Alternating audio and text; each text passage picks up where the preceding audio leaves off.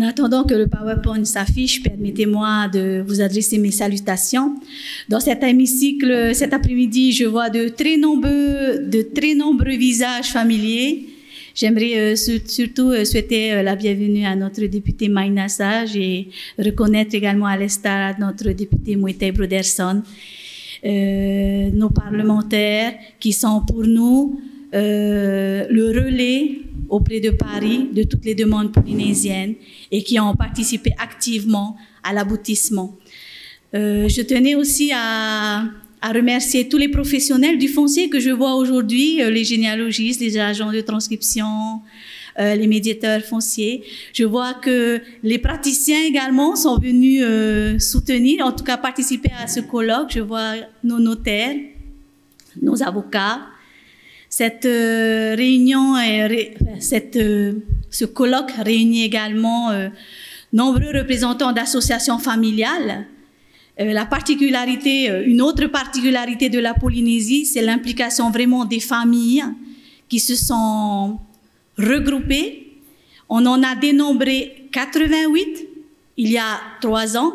Vous êtes peut-être encore plus nombreux aujourd'hui, mais votre présence à ce colloque montre l'intérêt finalement de tout cet ensemble. Et merci à Madame, notre professeure Sandrine Sana, de nous avoir donné l'occasion aujourd'hui encore de nous réunir et de discuter de ces sujets fonciers qui sont passionnants, mais aussi très souvent passionnés. Donc voilà, j'ai la chance et le privilège d'être accompagnée par 2 jeunes discutants, ce qui rajeunit un petit peu, qui me rajeunit. Merci à Stéphanie et à Brice d'avoir accepté de m'accompagner pour cette présentation. Voilà, ce qui permet à notre PowerPoint de s'afficher. Comme je ne vais pas revenir sur ce qui a été présenté par M. Pastorel, par Laure et par Mme Bessot, mais je voudrais profiter de ce moment qui m'est donné aujourd'hui de vous présenter ces fameuses adaptations du Code civil pour la Polynésie française. Les praticiens les connaissent peut-être mieux que certains d'entre vous, qui êtes notamment des membres d'associations familiales, puisque cet outil qui a été pensé pour la Polynésie, elle est d'abord un outil pour les professionnels et notamment les praticiens, mais qui sert la population polynésienne. La direction des affaires foncières a toujours été au centre de cette modernisation de nos outils pour accompagner les usagers dans leur démarche foncière. Je vais vous donner un chiffre. 300. C'est le nombre de personnes qui chaque jour viennent à la DAF retirer des documents fonciers afin d'établir leurs droits, de connaître leur généalogie et de faire valoir leurs droits sur les terres qui nous appartiennent. Et ce chiffre, il m'alerte, puisque depuis que je suis en fonction à la direction des affaires foncières, je ne l'ai jamais vu décroître. Ce qui m'interpelle sur l'importance finalement de l'attachement des Polynésiens à la terre, mais surtout sur le manque d'information peut-être, le manque de communication ou l'insuffisance de cette communication de tous les outils à disposition aujourd'hui de la population polynésienne. Et l'illustration finalement de la composition de cet hémicycle montre que nous sommes tous concernés, que l'on soit universitaire, magistrat, avocat, notaire, généalogiste, géomètre, membre d'une association familiale, la terre est véritablement au centre de nos préoccupations. Et je suis d'autant plus honorée aujourd'hui que je vois, malgré les difficultés que l'on doit surmonter tous, puisque chacun dans nos secteurs respectifs, nous avons des petites particularités ou des objectifs ou des missions à remplir, nous réussissons à nous réunir, que ce soit dans les commissions telles que la conduite M. Pastourel ou dans les visioconférences que nous avons tenues avec l'État, nous réussissons à discuter et faire adopter des outils pour nous aider. Mon propos aujourd'hui ne sera pas de dire si ça marche ou si ça ne marche pas. Nous sommes à la direction des affaires foncières, un service au service du public. Nous essayons de mettre en place des outils, des moyens, des procédures pour faire avancer les choses, mais je vais vous présenter article par article. On ne va pas revenir longuement sur le partage par souche, mais je vais vous montrer article par article ce qui a motivé, quels étaient les objectifs poursuivis par le gouvernement et par l'ensemble des participants. Ensuite, je donnerai la parole à Stéphanie et à Brice qui, en tant que praticiens, vont nous dire leur ressenti. C'est peut-être eux qui vont nous dire ça marche pas, qu'est-ce qu'il faut faire? Parce qu'on a toujours la possibilité de compléter, de modifier, de corriger. La seule difficulté que je vois, c'est la lenteur par rapport à l'envie de notre population que les choses aillent vite et même très, très, très vite. Et ça, c'est ce que je ressens au quotidien lorsque je reçois des usagers à la DAF. Donc voilà pour le petit propos introductif que je voulais faire. Et je vais vous montrer la première slide. Je n'estime pas que c'est la panacée des problèmes fonciers. Je pense que depuis ce matin, plusieurs sujets ont été évoqués. Le foncier, c'est vraiment, j'ai envie de dire, tentaculaire. Il y a tellement de branches dans le foncier et de questions. J'en ai retenu quelques-unes de ces questions, de ces problèmes, de ces thèmes qui justifient pourquoi on est allé jusqu'au plus haut niveau pour faire adopter une loi, la loi de 2019, pour aider la population polynésienne dans la résolution de ces litiges fonciers. Et l'identité des ayants droit incertaine en raison des carences de l'état civil et des pratiques. Le changement de nom et la notion d'adoption avec les enfants FAMO. Les tribunaux qui sont engorgés par les litiges fonciers. Les partages successoraux qui sont quasi systématiquement judiciaires.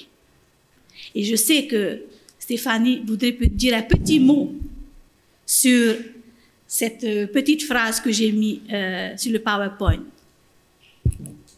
Bonjour. Alors nous, on va essayer avec Brice de donner une perception un petit peu pratique de la question, notamment ce que nos clients perçoivent, hein, les justiciables qui veulent saisir les tribunaux, parce que nous, les avocats, on ne va devant le tribunal que parce qu'il y a un contentieux foncier et que les co-indivisaires n'ont pas réussi à se mettre d'accord devant le notaire. Donc, cette phrase m'interpelle, partage successoraux quasi systématiquement judiciaire, parce que nous avons énormément de clients qui veulent saisir le tribunal. Pourquoi? Parce que ce qu'on a remarqué, c'était culturel. Culturel parce que, comme on le dit depuis ce matin, l'attachement à la terre du Polynésien est extrêmement important. Et en fait, aller au tribunal, c'est la sortie de la semaine. Et souvent, en ce moment... les justiciables sont grondés par les magistrats parce qu'ils se déplacent alors qu'ils sont représentés par un avocat, mais les justiciables aiment aller au tribunal foncier, voir qu'est-ce qui se passe sur leur dossier, sur le partage de leurs terres, même si c'est juste pour entendre une date de renvoi qui a été annoncée. Ensuite, les clients, enfin les justiciables polynésiens, ils ont l'impression aussi que les jugements ont peut-être une force plus importante qu'un acte notarié. Désolé Brice. Hein. Mais vraiment, un jugement, ça a été tranché par un juge, c'est quelque chose qui est fort. Et on verra d'ailleurs pourquoi est-ce qu'ils ont ce sentiment, vu que toute la loi et plusieurs dispositions de la loi ont pour but de sécuriser les partages judiciaires. Donc forcément, on est un petit peu plus confortable à avoir un jugement que d'avoir un acte notarié. Ensuite, dans l'idée des justiciables, est-ce que c'est vrai, est-ce que c'est faux? Je ne sais pas, mais ils ont l'impression qu'un partage judiciaire est moins cher qu'un partage notarié. Alors, il faudrait qu'on fasse comparaison sur un dossier spécifique pour le savoir, mais vraiment, on a l'impression que c'est moins cher, donc on préfère aller devant le juge, on payera moins que si on va devant le notaire. Et enfin, c'est toute la question, il y a énormément de co-indivisaires à retrouver, et si on ne se met pas d'accord à l'unanimité sur un partage, on ne peut pas aller devant le notaire, donc on met le partage devant le tribunal foncier. Voilà. Merci pour ce complément. Je rajouterai donc parmi les problématiques foncières, la difficile reconstitution des titres de propriété initiaux, les fameux tomités dont Tinatea a fait une belle présentation ce matin. Je dirais que le problème du cadastre aussi, de la publicité foncière, de l'éloignement, de l'éparpillement de nos îles. Ce sont autant de questions, de sujets qui préoccupent nos familles polynésiennes et qui nous ont conduits à réfléchir, en plus des outils actuellement mis en place, que certains d'entre vous connaissent très bien. Il s'agit notamment de l'aide financière à la sortie de la division, qui est portée par la DAF, du titrement de Ruruteri Matara dont on va parler Hinatea demain, et de la possibilité d'avoir en un seul lieu un nombre assez important de documents fonciers. Donc, si on rentre dans le sujet qui nous intéresse cet après-midi, on va passer la genèse puisqu'elle a été faite longuement. Voilà le premier article de la loi qui a été voté en 2019 et qui est venu adapter pour la Polynésie française l'article 831-2 du Code civil. Donc, vous voyez que j'ai mis sous forme de tableau pour que vous voyez la rédaction actuelle du Code civil. Dans la colonne suivante en vert, la rédaction telle qu'elle a été adoptée pour la Polynésie française, avec les nombreux échanges, discussions qui ont été expliqués par mes prédécesseurs, et l'objectif poursuivi. Là, je vous ai fait un résumé de l'objectif poursuivi puisqu'il y a eu de nombreux échanges. Mais si vous me permettez, je vais lire pour que chacun comprenne que ce sont des notions très juridiques, peut-être, mais qui sont à notre portée si on prend le temps de comprendre le sens voulu derrière cette adaptation pour la Polynésie française. Donc, le premier article parle de l'attribution préférentielle. Voilà sa rédaction. Pour l'application en Polynésie française, du premièrement de l'article 831-2 du Code civil, l'attribution préférentielle peut également être admise si le demandeur démontre qu'il réside sur la propriété de manière continue, paisible et publique depuis plus de 10 ans au moment de l'introduction de la demande en partage en justice.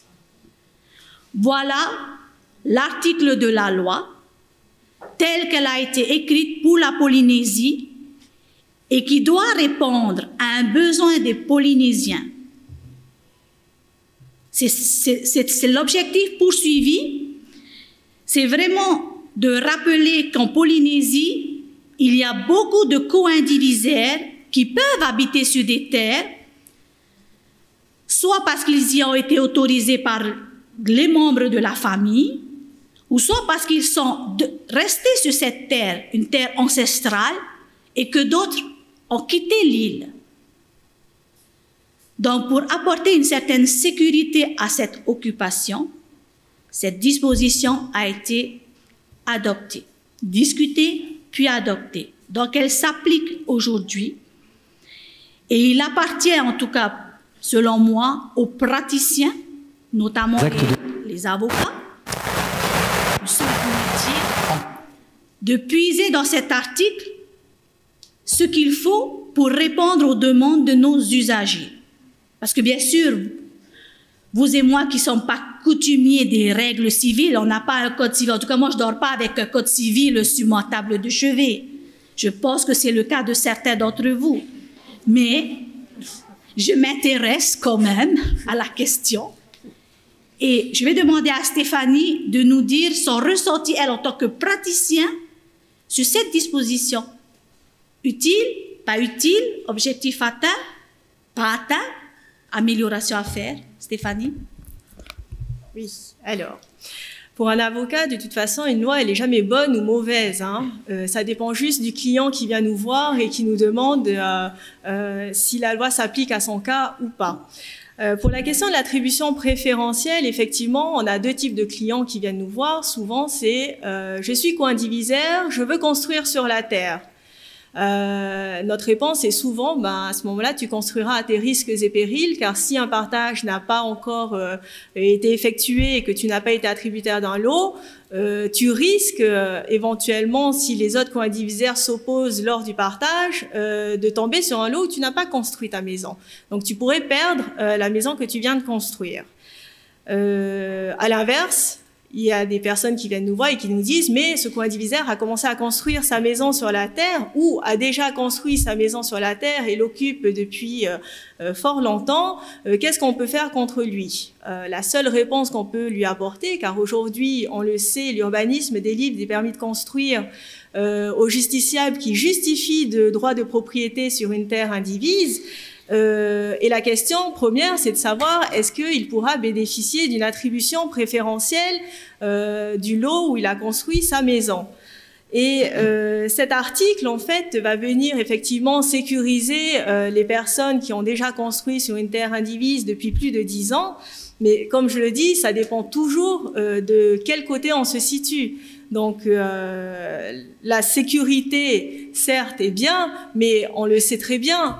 La plupart des co-indivisaires qui viennent construire sur une terre va construire sur la plus jolie partie de la terre et va pas aller construire sur la montagne pentue.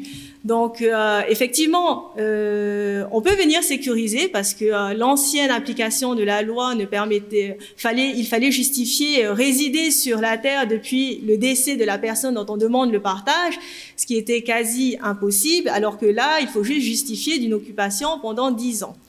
Après, en pratique, on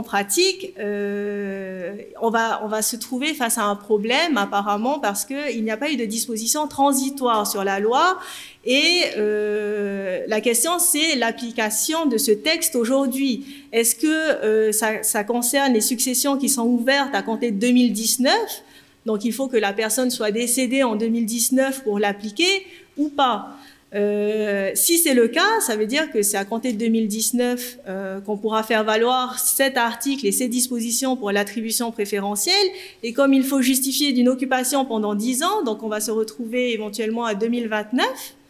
Et vu que c'est le délai d'application de la loi qui a été votée actuellement, donc on n'a pas encore pu mettre en pratique. J'ai un dossier où on a évoqué cette attribution préférentielle et qui a été déclaré irrecevable puisque la loi n'était pas applicable en l'espèce puisque la requête avait été faite avant 2019. Donc toute la question pratique va se poser prochainement et en réalité je ne suis pas sûre qu'on va pouvoir appliquer ce texte, à voir avec les magistrats présents. Il faut garder de l'espoir.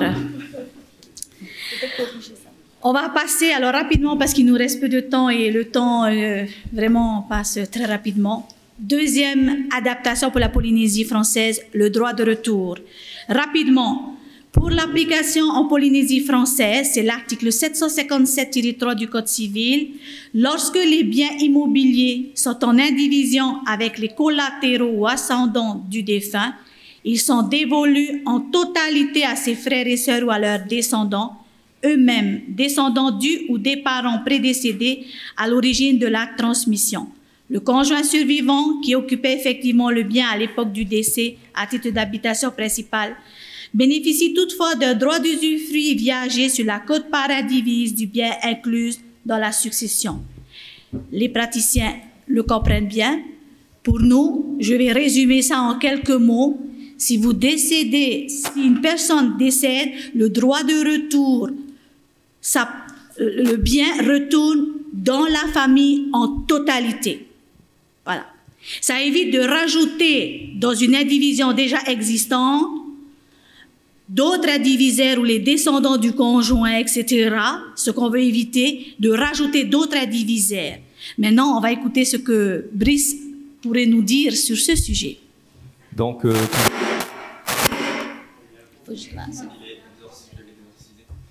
tout d'abord, bravo à tous les porteurs de projets, parce que je pense que voilà, on a un article du Code civil dérogatoire juste pour la Polynésie, donc ça a dû être assez difficile de le faire. Bon, je pense que tous ceux qui ont lu le texte et qui n'ont pas fait voilà, beaucoup de droits le trouvent un peu indigeste, donc je vais les résumer simplement. En gros, à l'époque, quand nos parents étaient décédés, qu'on n'avait pas d'enfants, mais qu'on était mariés, tout revient au conjoint. Par contre, si on avait des biens qu'on avait reçus de nos parents, de nos ancêtres, et qui étaient toujours dans notre patrimoine, par exemple voilà, des terres indivises, eh ben, la moitié allait aux frères et sœurs. Donc on se retrouvait avec quelque chose d'hybride, donc les biens des ancêtres allaient pour partie aux frères et sœurs, et l'autre partie allait au conjoint. Donc le conjoint après se remariait, et on se retrouvait avec des indivisions encore plus complexes. Donc pour illustrer ça, j'ai eu le cas il y a 4 ans du 757-3. Donc une personne s'était mariée, grosse erreur, bon. Et voilà, il était décédé. Donc une partie des terres allait à son épouse et l'autre moitié allait à ses frères et sœurs. Et sa femme a eu entre 18 et 20 personnes. J'ai jamais vu ça biologiquement, je ne sais pas comment elle a fait. Mais voilà, on s'est retrouvé à 89 co-indivisaires et je crois que c'est la plus grosse indivision que j'ai vue. Donc la réforme, rapidement, c'est que maintenant, grâce à la nouvelle loi, eh ben, on ne fait plus entrer le conjoint dans les terres familiales si on n'avait pas d'enfants. Les parents, je rappelle, les parents sont décédés, on n'avait pas d'enfants, en principe tout revient au conjoint, mais les terres familiales, eh ben, cette fois, iront aux frères et sœurs. Enfin voilà, je n'ai pas encore pu appliquer la nouvelle disposition. Je ne sais pas si les confrères ont pu le faire encore, donc c'est tout récent. Bon, après on a eu pas mal de décès, bon, je ne sais pas, on verra ça. La deuxième partie de la loi est très intéressante. Donc, en fait, quand on se marie, pourquoi les gens se marient?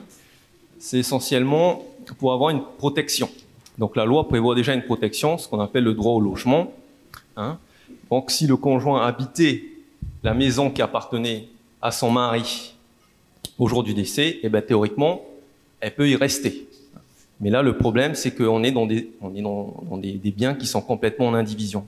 Donc le législateur a prévu une disposition qui dit que, voilà, en principe, tous les biens familiaux reviennent aux frères et sœurs, mais le conjoint survivant, s'il habitait le bien qui était en indivision, a un usufruit viager. Bon, donc on n'a pas encore eu l'occasion de pratiquer cette nouvelle disposition, mais je ne sais pas comment ça va se passer plus tard. Je prends un exemple là qui me vient en tête. Un bien familial, voilà, il y a 10 personnes, donc l'aîné habite dans cette maison familiale avec son épouse. Il n'a pas d'enfant, ses parents sont morts. Donc, il décède. Donc, théoriquement, le bien reviendrait à la fratrie et le conjoint survivant aurait 1/10 en usufruit de ce bien.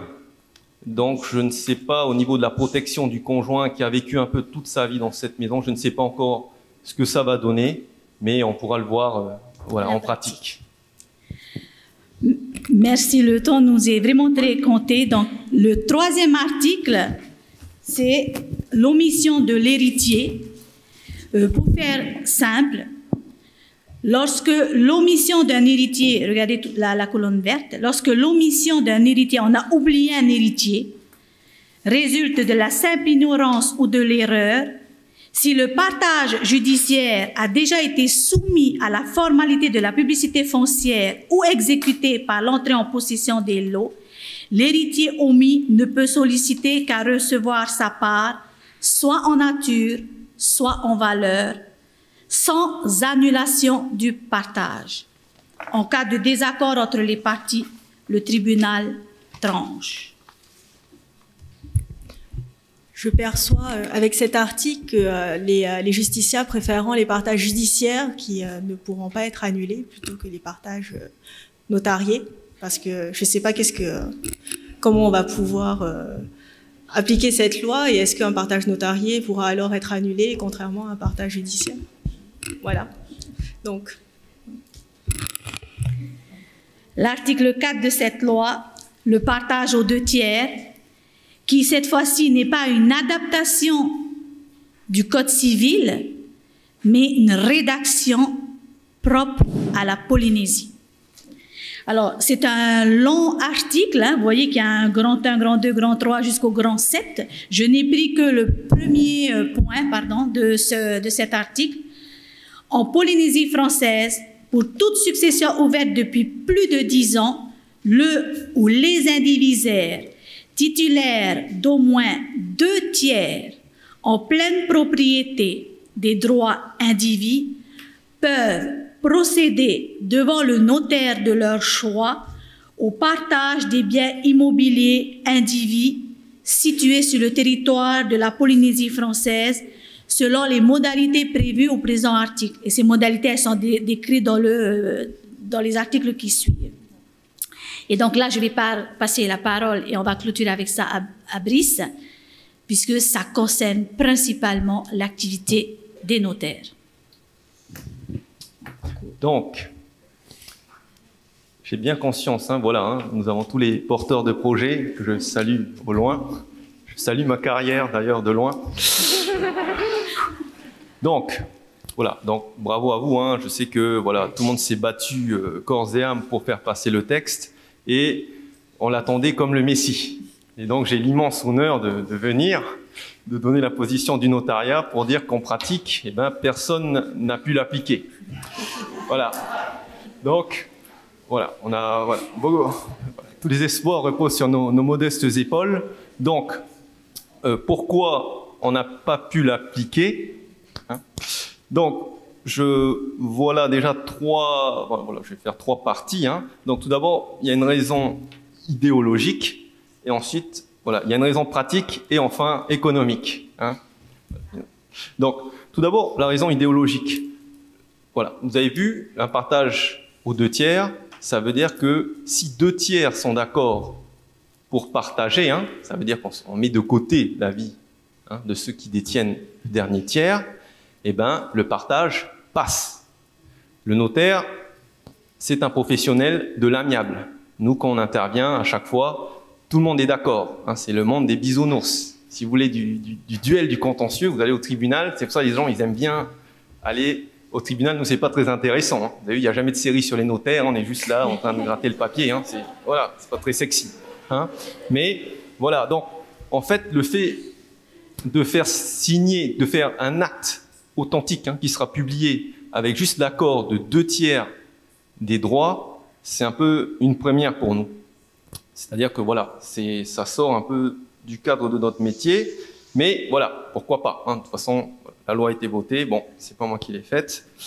Je vais avancer sur les conditions pratiques. Vous avez vu là, sur le PowerPoint, hein, il y a plein de petits points, hein, il y a plein de 3 petits points, et bien sûr, qui a lu tout ça? C'est Bibi. Donc, en fait, vous voyez les forfaits Vini, hein? Oui, soirée week-end, illimité, mais il y a un numéro gratuit, mais pas avant 23 h. La loi est un peu comme ça, hein. Bon, il n'y a pas voilà, je m'éloigne un peu. Bah, voilà. Bon. Donc, je vais revenir quand même sur les conditions pratiques, hein. Les conditions pratiques, en fait, peuvent être un obstacle à l'application de la loi. Pourquoi? Donc, quand les 2 tiers sont d'accord, hein, pour procéder au partage, déjà, on doit savoir savoir où se trouve le dernier tiers qui n'est pas d'accord. Donc, on doit leur envoyer un huissier, on doit procéder à une publication dans un journal officiel, on doit procéder à un affichage, et enfin, on doit procéder à un affichage sur un site internet. Donc, je vous la fais courte. Hein. Donc vous avez vu déjà les conditions sont compliquées puisque tout le monde sait on habite sur des îles. Hein. Donc tout le monde l'a répété, hein, on est dans un territoire aussi grand que l'Europe. Donc s'il y a des terres à partager aux marquises ou voilà, dans d'autres îles, si on doit envoyer un huissier aux marquises, ça risque d'être compliqué. Hein. Voilà, hein. Donc déjà il faudrait déjà savoir où se trouve tout le monde. Vous savez que même sur Tahiti, des fois, on est sur une île, on ne sait pas où se trouvent les gens. Donc s'il y a des partages un peu sur d'autres îles éloignées, ça présente un premier obstacle. Hein. Donc, je vais vite. Donc ensuite, on parlait de l'affichage. Hein. L'affichage, on ne savait pas trop où on devait afficher, mais si on doit l'afficher sur le terrain, il y a des terres qui sont inaccessibles, hein, donc on ne sait pas trop comment on va faire, mais il y avait une piste de réflexion qui parlait de l'affichage en commune, hein, en mairie. Voilà. Et enfin, un affichage sur un site internet. Voilà, le notariat, on est des gens de papier et de stylo, hein, le 2.0, parfois on a un peu de mal, mais déjà, sur ces conditions-là d'application, on peut déjà avoir des difficultés hein, pour déjà retrouver tout le monde. Donc, ça c'est la partie un peu conditions d'application. Je vais vite hein, pour montrer nos difficultés. Et enfin, la partie économique. La partie économique, on va pas pleurer sur le notaire, hein, on va parler de la partie économique des copartageants. Ceux qui veulent partager, hein, les 2 tiers qui sont d'accord pour partager, donc ils doivent déjà trouver un géomètre. Ensuite, ils doivent trouver 2 experts en immobilier, hein, je pense des agents immobiliers, des géomètres, qui vont évaluer la terre. Ensuite, comme je l'ai dit, il faudra payer l'huissier qui va aller retrouver tout le monde hein, jusqu'aux marquises pour lui remettre le papier entre les mains propres, en main propre, pour lui signifier. Hein, donc il y a l'huissier à payer. Au niveau de l'affichage, en principe, un affichage, il faut s'assurer que ça a été affiché pendant un certain délai. Donc on prend un huissier, le premier jour de l'affichage, il fait un constat, il dit oui, ça a été bien affiché. Il vient une deuxième fois le dernier jour de l'affichage et il vient également une date qu'il choisit en particulier entre le début et la fin de l'affichage. Donc, vis-à-vis de tout ça, hein, et sans compter faut payer la publication sur le site internet, donc, et il faut payer le notaire, hein, bon, on a oublié celui-là, hein. Donc, d'un point de vue économique, je ne sais pas encore combien ça risque de coûter aux personnes qui vont vouloir partager aux 2 tiers. Mais le mécanisme, voilà, on ne l'a pas encore appliqué, donc je pense qu'on va se mettre d'accord sur éventuellement les conditions d'application, mais ça peut être intéressant, je pense que c'est plus pour viser des petites indivisions de, je dirais, voilà, 3-7 personnes, parce que s'il y a trop de personnes, ça va être un peu compliqué de signifier, de retrouver tout le monde, quoi, hein. Mais ça reste intéressant. Merci. Merci. Vous n'avez plus qu'à recruter du personnel, cher Brice. Économique, partie 3, économique.